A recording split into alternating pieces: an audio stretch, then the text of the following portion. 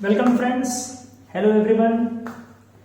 तो आज का अपना टॉपिक, अब मेटेलिक बॉन्डिंग के लेक्चर के बाद मेटेलिक बॉन्डिंग से जुड़ी हुई मेटल की प्रॉपर्टीज, डेंसिटी के बाद अगला टॉपिक है मेटल का मेल्टिंग पॉइंट पर फोकस अपना। मेटल के मेल्टिंग पॉइंट पर फोकस करने के दौरान हम इस बात से भी आपको आगाह करवा रहे हैं कि अपन एमपीबीपी एंड सब्लिमेशन एनर्जी नहीं पढ़ रहे हैं या एंथैल्पी ऑफ सब्लिमेशन नहीं पढ़ रहे हैं, अपन पढ़ रहे हैं मेल्टिंग पॉइंट ऑफ मेटल्स के बारे में जो मेटेलिक बॉन्डिंग से रिलेट करके चल रहे हैं। बट फिर भी हमने नीचे एमपीबीपी एंड एंथैल्पी ऑफ सब्लिमेशन लिखा है, तो आज के लेक्चर में इसी चीज को सीखना है। आइए आप अपना पूरा ध्यान बनाइए, फोकस बनाइए, आप अपने आप को रेडी कीजिए इस टॉपिक के लिए, ठीक है। हम लोगों ने पढ़ा है कि मेटल का जो ये मेल्टिंग पॉइंट है, हम लोगों ने ये पढ़ा हुआ है बेटा कि ये डायरेक्टली प्रोपोर्शनल है मेटेलिक बॉन्ड स्ट्रेंथ की, इसमें कोई दो राय नहीं है। और मेटेलिक बॉन्ड स्ट्रेंथ की जहां तक बात की जाए तो वो डी ब्लॉक मेटल का ज्यादा है, हम लोगों ने पहले ही पढ़ा हुआ है, फिर पी ब्लॉक मेटल का और फिर एस ब्लॉक मेटल का, ये हम लोगों ने पढ़ा हुआ है, ठीक है। इस पे हम लोगों ने एग्जांपल भी किया हुआ है, क्या कि एक एग्जांपल ले लो तो Fe greater than P block का Sn लिया था greater than sodium, melting point sodium का 100 डिग्री से कम है, टिन का मेल्टिंग पॉइंट वहां 250 डिग्री से कम है, 232 डिग्री सेंटीग्रेड, और इसका मेल्टिंग पॉइंट वहीं पर 1000 से ज्यादा है। तो आप स्पष्ट देख रहे हैं कि ठीक है, ये हम लोगों ने पहले किया हुआ। अब पॉइंट है कि बीपी और एंथैल्पी ऑफ सब्लिमेशन को हम लोग क्यों ट्रेंड से बाहर कर रहे हैं, क्योंकि अपनी जबान पर होती है एमपीबीपी, हम कभी भी बोलते हैं तो एमपीबीपी, एमपी के साथ बीपी भी लगा के चलते हैं। लेकिन तो बीपी सर आपने क्यों यहां पर एक्सक्लूड किया, बीपी को क्यों हटाया? इसलिए हटाया क्योंकि मेटेलिक बॉन्ड मेटल के सॉलिड क्रिस्टल लैटिस में डिफाइन करते हैं कि मेटल जब सॉलिड फेज में हो तो उसका सॉलिड जो क्रिस्टल लैटिस होगा हम लोग उसमें डिफाइन करते हैं मेटेलिक बॉन्डिंग को, क्लियर है। लेकिन बीपी जो टर्म होगा डिफाइन, बॉइलिंग पॉइंट, वो क्या होता है कि किस टेंपरेचर पर लिक्विड बॉयल करके इवेपोरेट करना शुरू करता है। तो इसका मतलब है मेटेलिक बॉन्डिंग का जो आपने कॉन्सेप्ट पढ़ा वो बीपी से रिलेटेड नहीं है, वो एमपी से रिलेटेड है। क्यों? क्योंकि बीपी रिलेटेड है मोल्टेन फेज ऑफ मेटल की बॉन्डिंग से और एमपी रिलेटेड है सॉलिड फेज ऑफ मेटल की बॉन्डिंग से, तो दोनों अलग अलग चीजें होंगी। बीपी के लिए और भी चीजें एक्स्ट्रा ऐड करनी होंगी, जबकि एमपी के लिए स्ट्रेट जो है वो मेटेलिक बॉन्ड सबसे इंपॉर्टेंट चीज हो गया। इसमें भी कोई दो राय नहीं है कि अगर किसी मेटल का सामान्य तौर पर एमपी ज्यादा है तो यूजुअली उसका बीपी भी ज्यादा होना चाहिए, इसमें भी कोई दो राय नहीं, यूजुअली होना चाहिए। बट फिर भी आपको कॉन्सेप्ट समझना पड़ेगा कि BP is not related with the bonding of metals in solid phase, BP is related with bonding among the metallic lattices, among the metallic atoms in liquid और मोल्टेन फेज। तो बेटा molten phase में तो वैसी वाली bonding same नहीं होती है जैसी बॉन्डिंग सॉलिड फेज में होती है, इसीलिए बीपी और एंथैल्पी ऑफ सब्लिमेशन को अलग रखो और इस टर्म को बोलना आज के बाद बंद करो कि एमपी के साथ बीपी बोल देते हो। जैसे गौरी के शंकर, गौरी के संग शंकर, गौरी शंकर, सीता के साथ राम, सीताराम, राधा के साथ कृष्ण, राधा कृष्ण, लोटा डोरी, इनऑर्गेनिक मन्नू, ये सब एक वर्ड्स हैं जो आपस में जुड़े हुए हैं, ठीक है। लगता है दोनों एक दूसरे के जो है जान है, तो एमपी बीपी में वैसा टर्म मत लगा दीजिएगा। एमपी और बीपी दोनों अलग अलग चीज भी, बीपी को मतलब है मोल्टेन फेज में बॉन्डिंग से और एमपी को मतलब है सॉलिड फेज में बॉन्डिंग से। वहीं पर अब आ जाओ एंथैल्पी ऑफ सब्लिमेशन, ये टेम्परेचर नहीं है, एंथैल्पी है। आप हीट ऑफ एटमाइजेशन भी इसको बोल सकते हो, क्योंकि वो हीट देने पर मेटल एटम्स अलग अलग होकर के एटम में कन्वर्ट कर जाएंगे, गैसियस एटम्स में, तो उसको हीट ऑफ एटमाइजेशन भी तुम बोल सकते हो। तो ये वाला जो टर्म है ये भी एमपीबीपी से फिर अलग है। क्यों? क्योंकि एमपी है सॉलिड को मेल्ट करके लिक्विड में पहुंचाने का, बीपी है लिक्विड को इवेपोरेट करके गैस में पहुंचाने का, और एंथैल्पी ऑफ सब्लिमेशन है, हीट ऑफ एटमाइजेशन है सॉलिड को सीधे गैस में ले जाने का। तो इसमें बीच में एक ट्रांजिशन फेज का सॉलिड जो गैस में जा रहा है, लिक्विड टू गैस वाला भी एक फॉर्म हिडन है, इसीलिए आप उसको भी एमपी की तरह नहीं ले सकते। तो तीनों अलग अलग चीजें हैं, तीनों अपने अपने बॉन्डिंग नेचर से डिसाइड होगा कि सॉलिड में बॉन्डिंग नेचर कैसा है, लिक्विड में बॉन्डिंग नेचर कैसा है, और यह डिसाइड होगा बीच में फेज चेंज वाला भी मैटर उसमें इंक्लूड होता है। ठीक है, तो हम लोगों के सिलेबस में अगर कोई सब्सटेंस सॉलिड होता है तो सामान्य तौर पर उसके एमपी पूछे जाते हैं क्वेश्चंस में, बार बार मैं बोल रहा हूं आपको। ठीक है, जैसे कोवेलेंट कंपाउंड और आयोनिक कंपाउंड और मेटल, तीन चीजें हैं। तो आपके सिलेबस के लिए मैं ये आपको बताना जा रहा हूं, कोवेलेंट कंपाउंड सामान्य तौर पर क्या है आप जानते होंगे। सामान्य तौर पर सर ये लिक्विड और गैस है।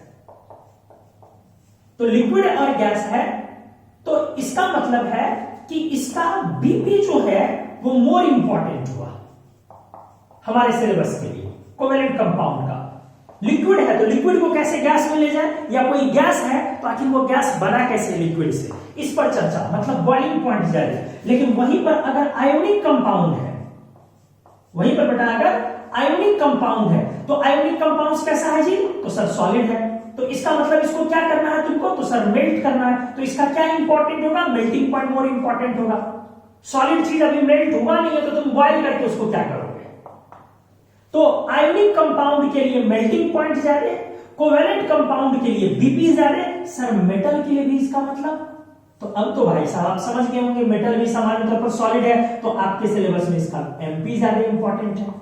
मतलब ऐसा नहीं मैं बोल रहा हूं कि बीपी तुम पढ़ नहीं सकते हो, ऐसा मैं नहीं बोल रहा हूं कि उसका बीपी होने नहीं जा रहा, ऐसा मैं नहीं बोल रहा हूं कि उसका एंथैल्पी ऑफ सब्लिमेशन होने नहीं जा रहा। मैं ये कह रहा हूं कि आप 11th 12th के स्टूडेंट है, आप जेईई नीट के स्टूडेंट है, आपके लिए इंपॉर्टेंट क्या है, तो आपके लिए इंपॉर्टेंट है सॉलिड वाली चीजों का एमपी, लिक्विड और गैस वाली चीजों का बीपी।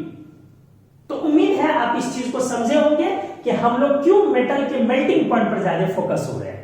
ठीक है, चलो आज अब आपने ये भी पढ़ा है कि एस ब्लॉक और पी ब्लॉक मेटल में आपका मेटेलिक बॉन्ड स्टेबिलिटी अपवर्ड है, ऊपर की तरफ है।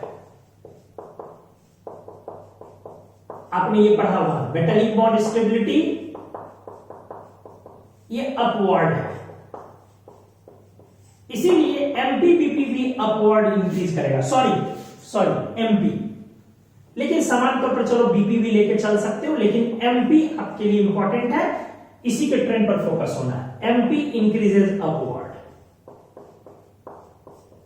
किस ब्लॉक में बोला हमने दोस्त, एस ब्लॉक और पी ब्लॉक। वहीं पर डी ब्लॉक में आप क्या बोलोगे, मेटेलिक बॉन्ड स्टेबिलिटी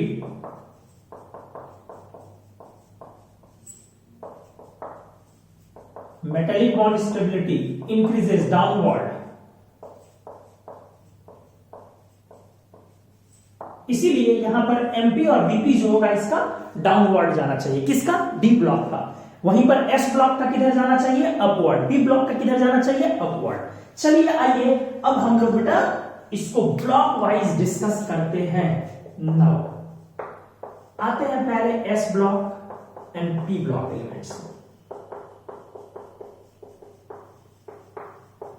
अच्छे से आप सीखेंगे। 1A ग्रुप सबसे शरीफ ग्रुप अपन इसी को बोलते हैं, सीधा सुलझा हुआ, मतलब एकदम क्लियर, कोई लफड़ा नहीं, बिल्कुल मेरी तरह।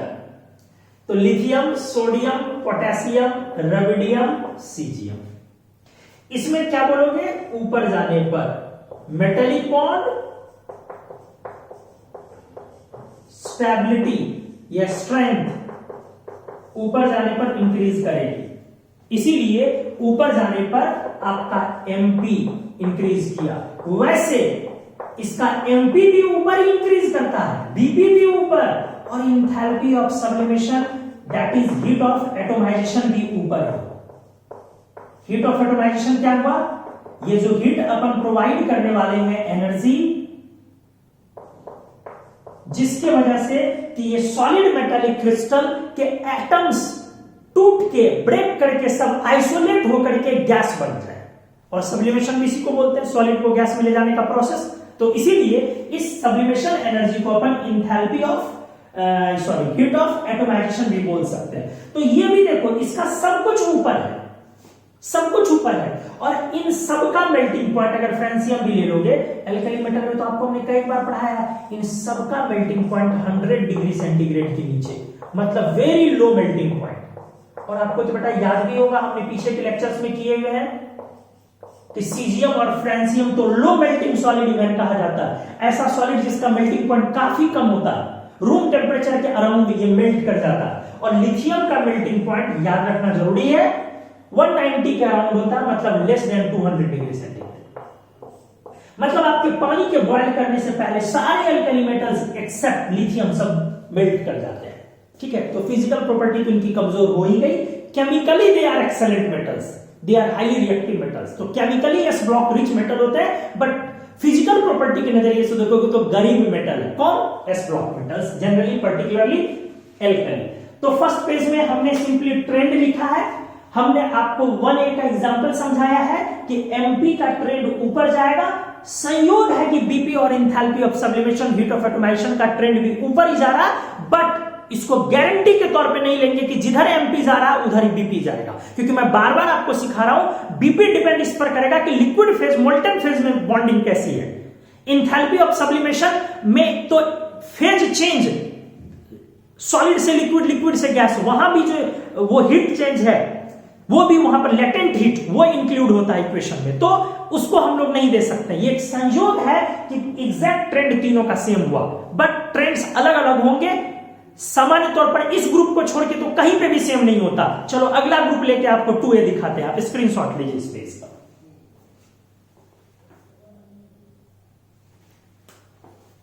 आज हम इस तरह से अपन एक दूसरा एग्जांपल लेने जा रहे हैं 2A ग्रुप का, अच्छे से देख लो, 2A ग्रुप का एल्कलाइन अर्थ मेटल, ठीक से देखोगे तो आपका एलिमेंट हो गया beryllium, magnesium, calcium, strontium, barium. ठीक से देखो, आप समझ चुके हो कि मेल्टिंग पॉइंट ऊपर की तरफ बढ़ेगा, हमने पीछे भी पढ़ाया हुआ। मैग्नीशियम की मेल्टिंग पॉइंट सबसे कम होती है इन सब। तो आपने एमपी का ऑर्डर क्या देखा? बेरिलियम, उसके बाद बेटा सीधे कैल्शियम, स्ट्रोंशियम, बैरियम और सबसे कम मैग्नीशियम। मैग्नीशियम की मेल्टिंग पॉइंट 600 डिग्री सेंटीग्रेड के अराउंड होती है, 600। आपने क्या देखा? इससे सबका ज्यादा है, और एल्कली मेटल से इसका भी ज्यादा है। एल्कली मेटल का जो हाईएस्ट है वो 200 के नीचे है, और एल्कलाइन अर्थ मेटल का जो लोवेस्ट है वो 600 है। इसका मतलब सारे एल्कली मेटल का melting point alkaline earth metal के लोवेस्ट वाले से भी कम निकला। मतलब सोच लो कि कितना कम मेल्टिंग पॉइंट है एल्कली मेटल का। ठीक है, आ जाओ इसके बाद। आप बोलोगे कि सर जरा बीपी को भी एक बार दिखा दीजिए, क्योंकि हमने क्या बोला कि एमपी बीपी वो सेम नहीं होता है, या heat of atomization, heat of sublimation, हमने यही बोला है कि जनरली सेम नहीं होता, इत्तेफाक ही होगा कि सामान्य तौर पर सेम हो जाए। तो आ जाओ इसका बीपी, सबसे ज्यादा बेरिलियम, उसके बाद नीचे बैरियम, फिर ऊपर कैल्शियम, फिर नीचे स्ट्रोंशियम, और इत्तेफाकन सबसे कम मैग्नीशियम। ठीक से देखो क्या ट्रेंड निकला, सबसे ऊपर बेरिलियम, फिर नीचे बैरियम, मतलब ट्रेंड देखो इरेगुलर है, बेरिलियम, बैरियम, कैल्शियम, स्ट्रोंशियम और फिर मैग्नीशियम। अभी भी लोवेस्ट मैग्नीशियम ही है बीपी में। अब आ जाओ हीट ऑफ एटमाइजेशन का भी जरा देख लो, बेरिलियम, बैरियम, कैल्शियम, स्ट्रोंशियम, इस बार दोनों बराबर है, और मैग्नीशियम। मतलब एक चीज क्लियर है कि इसमें हाईएस्ट एमपीबीपी इस ग्रुप में, एमपीबीपी या इंथैल्पी ऑफ सब्लिमेशन सब कुछ बेरिलियम का है, और इस ग्रुप में लोवेस्ट, बस ये चीज बस एक कॉमन हो गया है, और अपने काम का चीज इनफैक्ट यही है, enthalpy of sublimation, heat of atomization magnesium का है। तो आपने सामान्य तौर पर देखा कि इस तरह से हम ये क्लियर कर चुके हैं हम लोग कि एमपीबीपी और इंथैल्पी ऑफ सब्लिमेशन जो है, ये चीजें सबका ऑर्डर सेम नहीं होगा। ये हमने क्लियर किया। और फिर क्या हमने क्लियर किया, ट्रेंड जो एल्कलाइन अर्थ मेटल में, एल्कली मेटल और एल्कलाइन अर्थ मेटल, इन दोनों में तीनों चीज का ट्रेंड पढ़ना है या जानना है आपको, ये पूछेगा। बट बाकी के ग्रुप में मेटल में आपको सिर्फ एमपी ही पूछेगा, बीपी नहीं पूछेगा, कभी नहीं पूछेगा। आपको ऐसा कभी एग्जाम में नहीं आ सकता है कि आपको डी ब्लॉक एलिमेंट में 3D सीरीज का बीपी का ऑर्डर सजाने बोल दे, बट उसका एमपी का ऑर्डर सजाने आ चुका है कई बार और वो आएगा भी, क्योंकि वो मेटल है। वही फ्लोरीन, क्लोरीन, ब्रोमीन, आयोडीन में जो आपको पूछेगा वो बॉइलिंग पॉइंट पूछेगा। हीलियम टू ज़ेनॉन में जो पूछेगा वो बॉइलिंग पॉइंट पूछेगा, क्योंकि ये सब नॉन मेटल है, ये सब गैसियस कंपाउंड है। अगर आपको वाटर का कंपेयर करने देगा CO2 से तो बीपी पूछेगा, एमपी जल्दी नहीं पूछता है इस सब चीजों का। लेकिन NaCl वर्सेस SiO2 पूछेगा तो दोनों सॉलिड है तो एमपी पूछेगा आपसे। आप समझिए कॉन्सेप्ट क्या है। सॉलिड वाले जो सब्सटेंसेस हैं उनका एमपी आपके सिलेबस में मोस्ट कॉमन है, फ्रीक्वेंटली पूछा जाता है, जबकि गैसियस और लिक्विड वाले चीजों का बीपी ज्यादा पूछा जाता है। इसीलिए कोवेलेंट कंपाउंड में बीपी इंपॉर्टेंट और आयोनिक कंपाउंड्स और मेटल्स में एमपी इंपॉर्टेंट। चलो आ जाओ, तो हमने ये दो ग्रुप का डील किया। आप अगर 3A ग्रुप आ जाओ, boron, aluminium, gallium, indium, thallium, ऊपर की तरफ मेल्टिंग पॉइंट इंक्रीज करेगा। आपको फिर से एक बार याद आया होगा गैलियम का, gallium, caesium and francium low melting solids थे, लो मेल्टिंग सॉलिड्स थे। इनका मेल्टिंग जो पॉइंट है वो रूम टेम्परेचर के आसपास है, लेस देन 30 डिग्री सेंटीग्रेड। वही था, याद करो आप, फ्रांसियम का 27.5, सीजियम का 29 और गैलियम का 30.5। तो इसका सबसे कम। हाँ, इंडियम थैलियम में भी उल्टा है ट्रेंड, मतलब इसका न ज्यादा होके इसका ज्यादा है, क्योंकि थैलियम में पुअरिंग और सील्डिंग के कारण थोड़ा सा मेटेलिक बॉन्ड स्ट्रॉन्ग हो जाता है और इसका मेल्टिंग पॉइंट ज्यादा है। तो एमपी में क्या ऑर्डर आ गया, boron, then after aluminium, then after thallium, then after indium और तब गैलियम। ठीक है, तो चलो आपके लिए उतना इंपॉर्टेंट नहीं है, सीधे ऊपर 4A ग्रुप को आ जाओ, क्योंकि वो भी एक मेटेलिक ग्रुप में, उसमें दो मेटल हैं।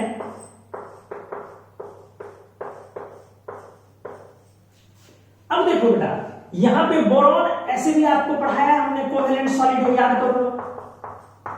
तो कोवेलेंट सॉलिड का तो हाई मेल्टिंग पॉइंट होगा ही, इसीलिए बच गया आपका। यहां पे ट्रेंड में देखो, ये दोनों इधर फिर कोवेलेंट सॉलिड हो गया, कोवेलेंट बॉन्ड से चेन में आ गया। इनफैक्ट जर्मेनियम को भी लिया जा सकता है, इसीलिए इसका भी हाई मेल्टिंग पॉइंट आ गया।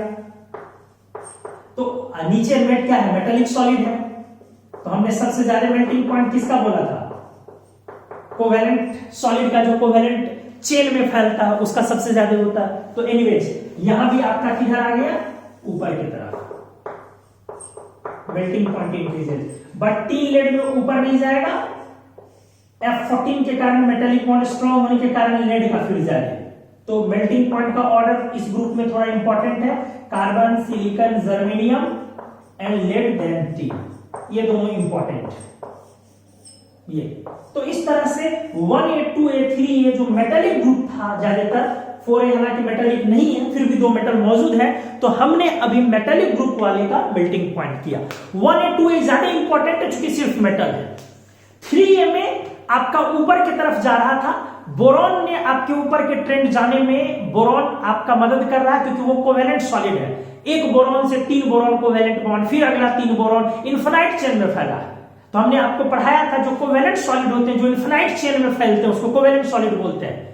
वो वाले का मेल्टिंग पॉइंट अचानक से हाई होता है, जैसे SiO2 बालू जिसको बोलते हैं, सैंड, हम लोगों ने पढ़ा हुआ है पीछे। ठीक है, तो इसमें ऊपर इंडियम, थैलियम में रिवर्स, क्योंकि थैलियम का जो है वो F14 पुअरिंग सील्डिंग, F14 और D10 पुअर सील्डिंग होता है, उससे मेटेलिक बॉन्ड स्ट्रॉन्ग होता है, इसके कारण यहां रिवर्स हो गया ट्रेंड। और 4A में भी ऊपर कोवेलेंट सॉलिड है तो हाई मेल्टिंग पॉइंट, ऊपर की तरफ आई, टिन लेड में उल्टा। तो 1A में रेगुलर उल्टा, 2A में ऊपर मैग्नीशियम सबसे कम, 3A में ऊपर गैलियम सबसे कम, 4A में ऊपर टिन लेड रिवर्स। तो ये सेकंड पेज था आपका, जहां पर हम लोगों ने एस ब्लॉक और पी ब्लॉक डिस्कस किया। अब बारी है डी ब्लॉक एलिमेंट्स का ग्रुप में मेल्टिंग पॉइंट का। जल्दी से आप इस पेज का स्क्रीनशॉट लीजिए।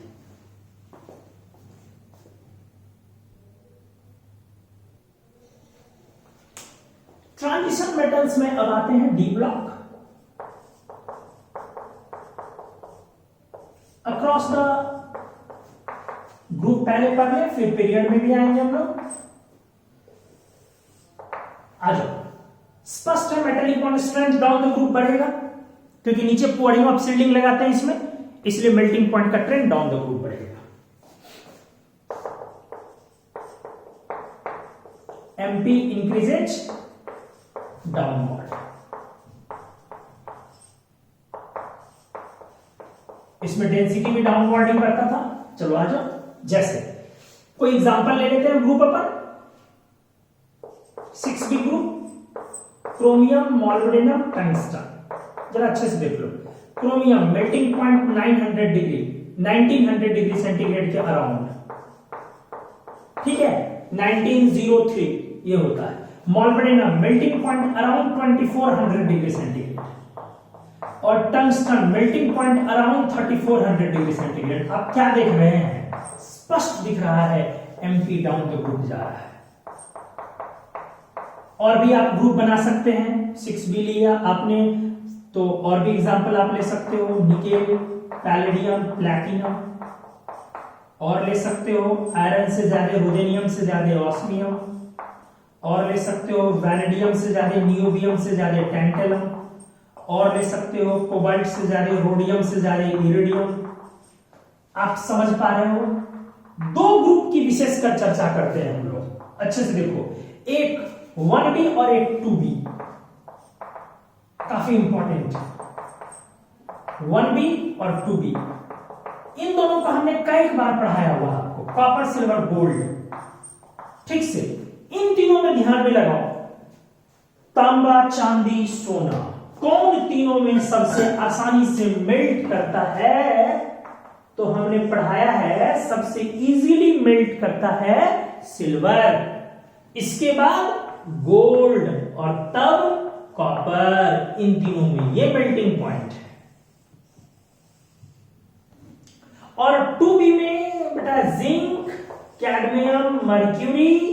मर्क्यूरी तो रूम टेम्परेचर पर लिक्विड है, और ये सॉलिड। यहां तो स्पष्ट दिख रहा है मेल्टिंग पॉइंट ऊपर के तरफ जाएगा, मतलब जिंक से ज्यादा, कैडमियम से ज्यादा मर्क्यूरी।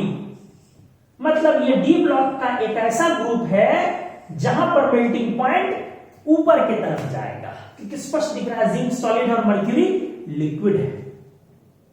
तो जिंक, कैडमियम, मर्क्यूरी में ऊपर की तरफ जा रहा है, बाकी ट्रांजिशन मेटल में नीचे ही आ रहा है। 1B ग्रुप में कॉपर, सिल्वर, गोल्ड में आपको हमने कई बार बताया है, तो अक्सर याद नहीं हो चुका होगा कि सबसे ज्यादा कम मेल्टिंग पॉइंट, तीनों में सबसे आसानी से मेल्ट कौन करता है? गोल्ड नहीं, सिल्वर, उसके बाद गोल्ड, और इन तीनों में सबसे डिफिकल्टी से मेल्ट करता है कॉपर, जिसका मेल्टिंग पॉइंट 900 डिग्री सेंटीग्रेड के अराउंड है। तो चलो, ट्रांजिशन मेटल्स आपने देखा ग्रुप में, जहां पे down the group melting point बढ़ेगा, एसपी ब्लॉक में मेल्टिंग पॉइंट ऊपर की तरफ बढ़ेगा। फिर से देख लो, 1A ग्रुप में ऊपर रेगुलरली ऊपर बढ़ेगा, 2A ग्रुप में ऊपर मैग्नीशियम सबसे कम, 3 ग्रुप में ऊपर गैलियम सबसे कम, 4A ग्रुप में भी ऊपर, 3 लेड में उल्टा, 3A में भी इंडियम, थैलियम में उल्टा होता, बट नहीं ध्यान रखोगे तो चलेगा। और डी ब्लॉक में नीचे, बट कॉपर, सिल्वर, गोल्ड में सबसे ज्यादा कॉपर, फिर गोल्ड, तब सिल्वर, और जिंक, कैडमियम, मर्क्यूरी में तो स्पष्ट जिंक की तरफ ज्यादा होगा। तो ये था आपका ग्रुप में। अब आते हैं अपन पीरियड में डिस्कस करते हैं। आ जाओ।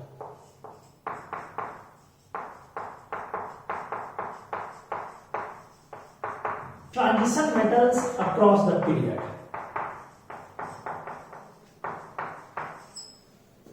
Transition metals across the period, अच्छे से देखो, कॉम्प्लिकेटेड ट्रेंड है, काफी कॉम्प्लिकेटेड ट्रेंड है, पर देखो मैं कोशिश कर रहा हूं आपको अभी के भी याद हो जाए। 3D सीरीज अपने सिलेबस में scandium, titanium, vanadium, chromium, manganese, iron, cobalt, nickel, copper and zinc, ये आपके मेटल्स हैं। Scandium, titanium, vanadium, chromium, manganese, iron, cobalt, nickel, copper, zinc. थोड़ा सा स्पेस ले लो लिखने में। Chromium, manganese, iron, cobalt, nickel, copper and zinc. देखो मैं कैसे याद रखता हूं, आपको भी वैसे याद करवा रहा हूं। कॉम्प्लिकेटेड है बेटा, कॉम्प्लिकेटेड है। आ जाए, शुरू के 3 मेंबर में मेल्टिंग पॉइंट बढ़ेगा, अच्छे से देखना। वहीं से 3 मेंबर में घटेगा, अच्छे से देखना। 3 मेंबर में बढ़ेगा, 3 मेंबर में घटेगा, फिर वहीं से 2 मेंबर में फिर बढ़ेगा, फिर वहीं से 2 मेंबर में घटेगा, और बाकी जो बच गया उधर घटते रहेगा कंटिन्यूअस। देखो हमने ट्रेंड कैसे याद करवाया आपको। 3 में बढ़ेगा, 3 में घटेगा, 2 में बढ़ेगा, 2 में घटेगा, कंटिन्यूअस घटते रहेगा। फिर से रिपीट कर लो। 3 में बढ़ेगा, 3 में घटेगा, 2 में बढ़ेगा, 2 में घटेगा, कंटिन्यूअस घटते रहेगा। ओवरऑल जरा देखो कि राइट जाने पर बढ़ रहा है या घट रहा है। बढ़ने का यहां पे है, यहां पे है, और बाकी ज्यादा घटने का ही है। ओवरऑल मेल्टिंग पॉइंट डिक्रीज कर रहा है। स्टार लगा दिया कि सामान्य तौर पर हो रहा है। तो आज जो अब बारी है, राइट साइड जाने पर ओवरऑल डिक्रीज कर रहा है। अब बारी है इसमें ओवरऑल ट्रेंड की। अच्छे तरीके से ध्यान देना दोस्तों। ओवरऑल ट्रेंड 3 में बढ़ेगा, मतलब हाईएस्ट वैनेडियम, अभी तक का हाईएस्ट वैनेडियम। अब यहां से 3 में घटेगा, तो घटेगा तो हाईएस्ट वैनेडियम ही। जब बढ़ा तभी वैनेडियम, घटा तब भी हाईएस्ट वैनेडियम। मतलब बेटा 3, 2, 5 मेंबर क्रॉस कर गया, अभी भी हाईएस्ट वैनेडियम है। 10 मेंबर का पीरियोडिक टेबल का ये सीरीज है, और इस 10 मेंबर के सीरीज में 5 मेंबर तक जब क्रॉस कर गए तो आपका अभी तक हाईएस्ट में कौन है? वैनेडियम ही। इसका मतलब क्या है? आगे सब घट ही रहा है, इसका मतलब हाईएस्ट मेल्टिंग पॉइंट वैनेडियम हो गया, क्योंकि आगे तो घट ही रहा है, तो हाईएस्ट मेल्टिंग पॉइंट वैनेडियम हो गया। अच्छे से देखो, अब वैनेडियम के बाद अगला नंबर करीब करीब बराबर होता है क्रोमियम का। जान लो 1915 और 1903, 1915 डिग्री सेंटीग्रेड और 1903 करीब करीब बराबर है। ध्यान से, राइट साइड मेल्टिंग पॉइंट घट रहा है जनरली, तो इन दोनों का काम तमाम करने के बाद ज्यादा किसका होगा? राइट वाले का कि लेफ्ट वाले का? तो सर राइट घट रहा है, मतलब लेफ्ट वाले का, मतलब पहले लेफ्ट को निपटा लो, इंक्रीजेज। तो टिटेनियम एंड देन स्कैंडियम। देख लो, तो 3 में हाईएस्ट वैनेडियम, क्रोमियम ऑलमोस्ट बराबर ही है। कई बुक में हाईएस्ट तो क्रोमियम को ही लिखता, बट जान लो वैनेडियम होता प्योर फॉर्म में। इसके बाद वैनेडियम, क्रोमियम का टिटेनियम, स्कैंडियम इधर निबट गया। अब आज हम मैग्नीज से आयरन में बढ़ा है, अब फिर लगातार घटा है, इसका मतलब अगला number iron. Iron, cobalt, nickel, 8B group को एक साथ लिख लो, ये तीनों एक साथ आएगा। अब उसके बाद क्या बच गया? Manganese, copper, zinc. बस ध्यान से, क्या बच गया? Manganese, copper and zinc. तो लास्ट में ले लो मैग्नीज, कॉपर एंड जिंक। यही आपका मेल्टिंग पॉइंट का ट्रेंड होगा। अच्छे से देखिए, सबसे ज्यादा क्या है दोस्तों? सबसे ज्यादा वैनेडियम, क्रोमियम, वैनेडियम, क्रोमियम के बाद टिटेनियम, वैनेडियम, क्रोमियम के बाद टिटेनियम, स्कैंडियम, लेफ्ट वाला निबट गया। इन दोनों में इधर बढ़ा तो आयरन, आयरन, कोबाल्ट, निकेल एक साथ निपटा लो, सबसे ज्यादा आयरन, फिर कोबाल्ट, फिर निकेल। अब उसके बाद मैग्नीज को रख लो, और फिर राइट साइड वाला टर्म है कॉपर, जिंक। फिर से देख लो, सबसे ज्यादा vanadium, chromium, titanium, scandium, iron, cobalt, nickel, manganese, copper, zinc. फिर से देख लो, vanadium, chromium, titanium, scandium, iron, cobalt, nickel, फिर मैग्नीज, कॉपर, जिंक। ये आपका एमटी रहा। वहीं पर अगर बीपी को देखोगे तो बीपी का ट्रेंड ऐसा नहीं है। अगर बॉइलिंग पॉइंट को देखोगे तो बॉइलिंग पॉइंट में वैनेडियम है, बट वैनेडियम के बाद अगला नंबर टिटेनियम का है, मतलब इस तरह का नहीं है। और सबसे कम में तो अनडाउटेडली जिंक ही है। तो इसका एकदम बहुत डिफरेंट ट्रेंड है, differs largely with trend of melting point. तो आपके सिलेबस में नहीं है, आपको बस इसका ये जानना है, किसका, 3D सीरीज का मेल्टिंग पॉइंट। तो इस पेज में हम लोग डी ब्लॉक एलिमेंट के सीरीज में मेल्टिंग पॉइंट को डिस्कस करने जा रहे थे, इसको डिस्कस कर रहे थे। आप स्क्रीनशॉट लें, नेक्स्ट पेज में फिर मेल्टिंग पॉइंट के रिगार्डिंग कुछ और चीजें आपको दिखाते हैं।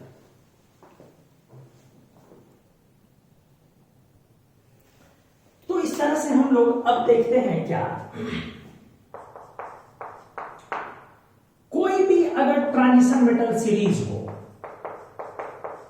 कोई भी ट्रांजिशन मेटल सीरीज हो, ठीक से देखना, इसमें हाईएस्ट मेल्टिंग पॉइंट का जो बीपी नहीं है, एमपी का साथ लीजिए हमेशा, वो 6b ग्रुप होगा, और जो लोएस्ट होगा वो 2b ग्रुप होगा। मतलब क्रोमियम हाईएस्ट, बीच में सारा एलिमेंट, और लोवेस्ट जिंक में। इसमें कोई दो राय नहीं है कि क्रोमियम एंड, हमने स्पष्ट लिख दिया है कि क्रोमियम और वैनेडियम लगभग बराबर है। इसके बाद वाले में मॉलिब्डेनम, और बीच में सारा, और इधर सबसे कम कैडमियम, और टंगस्टन, और बीच में सारा, और मर्क्यूरी। इस तरह से मेटल में सबसे ज्यादा मेल्टिंग पॉइंट, और इसमें भी डाउन द ग्रुप होता है। तो इस तरह से, और इसमें किधर होता है, अप द ग्रुप। इस तरह से highest melting point अमॉन्स्ट all metals, सारे मेटल्स में सबसे ज्यादा मेल्टिंग पॉइंट किसका होगा बेटा, टंगस्टन का। एलिमेंट में नहीं रहे, मेटल में, क्योंकि अगर एलिमेंट में बात करें तो टंगस्टन से ज्यादा होता है कार्बन का, सिर्फ एक ही एलिमेंट का ज्यादा होता है, वो है कार्बन का। ठीक है, मेटल में सबसे ज्यादा मेल्टिंग पॉइंट टंगस्टन, और lowest melting point अमॉन्स्ट all metals हो जाएगा, अकेला मेटल है जो लिक्विड है, वो है mercury. All metals in periodic table, all metals in periodic table, वो हो गया मर्क्यूरी। मेटल में highest point melting point tungsten 3400 degree centigrade के अराउंड, और मेटल में लोवेस्ट मेल्टिंग पॉइंट मर्क्यूरी। तो हम लोगों ने ये देखा यहां पर कि ट्रांजिशन मेटल का, ग्रुप का और पीरियड का दोनों डिस्कस हो गया। अब इसके बाद आ जाए, अगर आपसे मैं एग्जांपल में निकलवाऊं कि ऐसे lithium, sodium, potassium versus beryllium, magnesium, calcium, इसका मेल्टिंग पॉइंट लगाना है, कैसे लगेगा? आराम से आ जाओ, सॉल्यूशन देखो कैसे लगाओगे। पिछले लेक्चर में हम लोगों ने डेंसिटी लगाया था, अब द ग्रुप, बट आपने पढ़ा हुआ मैग्नीशियम का सबसे कम, और आपने ये भी पढ़ा हुआ है कि 1A 2A में ज्यादा किसका, 2A का मेल्टिंग पॉइंट। तो फाइनली मेल्टिंग पॉइंट का ऑर्डर क्या लगा, सबसे ज्यादा किसका हो गया, राइट साइड बेरिलियम, उसके बाद बेटा कैल्शियम, फिर मैग्नीशियम, और फिर इन तीनों में ऊपर की तरफ लिथियम, सोडियम, पोटेशियम। जबकि वहीं पर अगर इनकी डेंसिटी लगानी होती तो क्या होती, जरा याद करो, डेंसिटी लगानी होती तो डेंसिटी डाउन द ग्रुप और सोडियम पोटेशियम का कम, और इससे ज्यादा इसका, और इसमें आधे से ऊपर आधे से नीचे। तो डेंसिटी में सबसे ज्यादा हो जाती है बेरिलियम, मैग्नीशियम, कैल्शियम 2A। अब 1A में नीचे में पोटेशियम, मतलब सोडियम आ गया, पोटेशियम कम, तब लिथियम। पिछले लेक्चर में हमने डेंसिटी डिस्कस किया था, तो इसका हमने मेल्टिंग पॉइंट डिस्कस किया, इसका हमने डेंसिटी डिस्कस किया। अगर आपसे बोला जाए पीरियड वाइज एग्जांपल में ऐसे डिस्कस कर लो अच्छे से, मेल्टिंग पॉइंट में लिथियम बेरिलियम, ठीक से देखो, lithium beryllium boron right increase कर जाएगा क्योंकि ये कोवेलेंट सॉलिड है। Sodium, magnesium, aluminium right increase कर जाएगा। Potassium, calcium, gallium right increase मत करवा दोगे क्योंकि गैलियम क्या है, लो मेल्टिंग सॉलिड है। तो इसमें ट्रेंड क्या हो जाएगा, सबसे ज्यादा कैल्शियम, तब पोटेशियम, तब गैलियम, क्योंकि ये क्या था दोस्तों, लो मेल्टिंग सॉलिड। हमने आपको करवाया हुआ है, बहुत बार किया है। फ्रांसियम, सीजियम और गैलियम लो मेल्टिंग सॉलिड है, मतलब मर्क्यूरी के बाद जस्ट बाद उसी तीन का मेल्टिंग पॉइंट है, फ्रांसियम, सीजियम और गैलियम का। तो चलो आपका बहुत सारा एग्जांपल भी यहां डिस्कस हुआ। अगले पेज में ट्रांजिशन मेटल्स को सीरीज को, पीरियड सीरीज को एक ग्राफ पर हम लोग प्रेजेंट करते हैं। आप इस पेज का स्क्रीनशॉट लीजिए।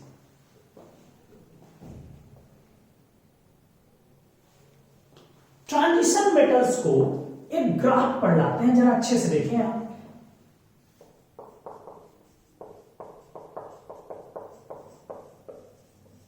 ट्रांजिशन मेटल्स 3D सीरीज, इसको एक ग्राफ पे लगाते हैं, जरा ठीक से देखें।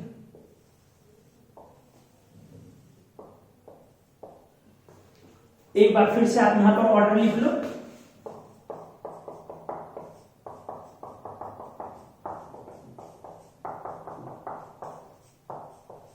क्या मसला था? 3 में बढ़ेगा, 3 में बेटा घटेगा, बार बार रिपीट कर रहा हूं, याद हो जाना चाहिए। 2 में बढ़ेगा, 2 में घटेगा और फिर घटेगा। तो सबसे ज्यादा किसका आ गया था? वैनेडियम, क्रोमियम, करीब करीब बराबर। इसके बाद लेफ्ट वाले का निपटा लो, टिटेनियम, स्कैंडियम। उसके बाद मैग्नीज से आयरन ज्यादा है, लेकिन जैसे ही आयरन लिखोगे तो एक साथ लिख लोगे सबका। और फिर था मैग्नीज और कॉपर, जिंक। चलो आज इस पर एटॉमिक नंबर हमने लिखा और इस पर हमने मेल्टिंग पॉइंट लिखा। ग्राफ को जरा अच्छे से देखें। तो सबसे ज्यादा किसका हमने लिया? वैनेडियम, क्रोमियम का। ठीक से देखो, मान लो यहां Z इक्वल्स टू 21 है, तो 22, 23 करके यहां पर Z इक्वल्स टू 30 इधर जा रहा है। तो 21 स्कैंडियम का मेल्टिंग पॉइंट, मान लो ये ले लिया हमने स्कैंडियम, ये पॉइंट है स्कैंडियम। अब स्कैंडियम से टिटेनियम ज्यादा है, इसका मतलब ऊपर जाएगा, स्ट्रेट लाइन लेके आए हम ऊपर, ये ले लो, ये आ गया बेटा आपका टिटेनियम। अब वैनेडियम और ज्यादा जाएगा, चलो आ जाओ, ये ले लिया हमने वैनेडियम। अब क्रोमियम स्थिर हो जाएगा बराबर, ये ले लो, हमने ले लिया क्रोमियम, बराबर आ गया। अब मैग्नीज अचानक गिरेगा तो डाउन करेंगे, कितना गिरेगा?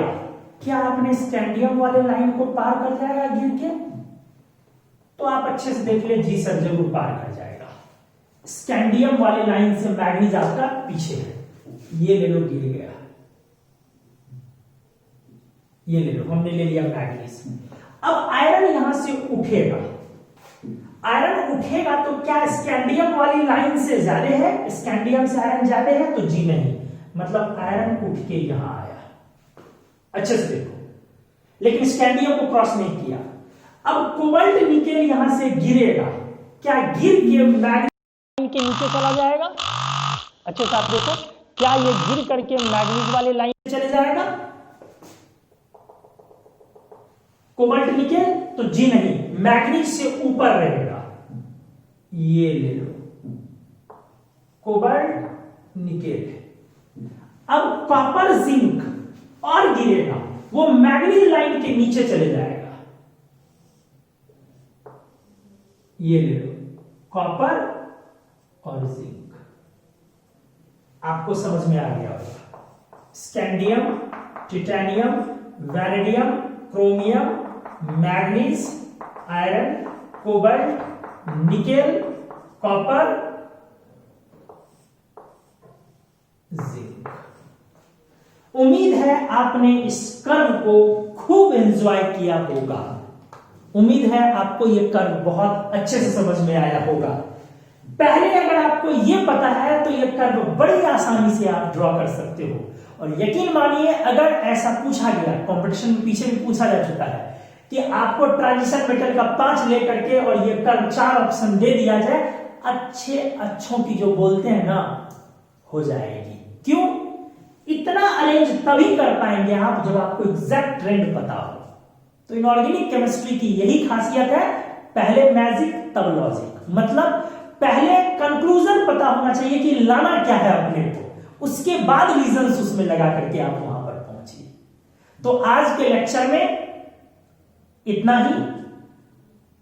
मेल्टिंग पॉइंट, सारे ब्लॉक के metals S block, P block, D block को हमने डिस्कस किया। एफ ब्लॉक वाले आपके सिलेबस में नहीं है, फिर भी आप एक बार एनसीईआरटी को पढ़े, एफ ब्लॉक के मेटल्स के मेल्टिंग पॉइंट को देखने समझने की कोशिश करें।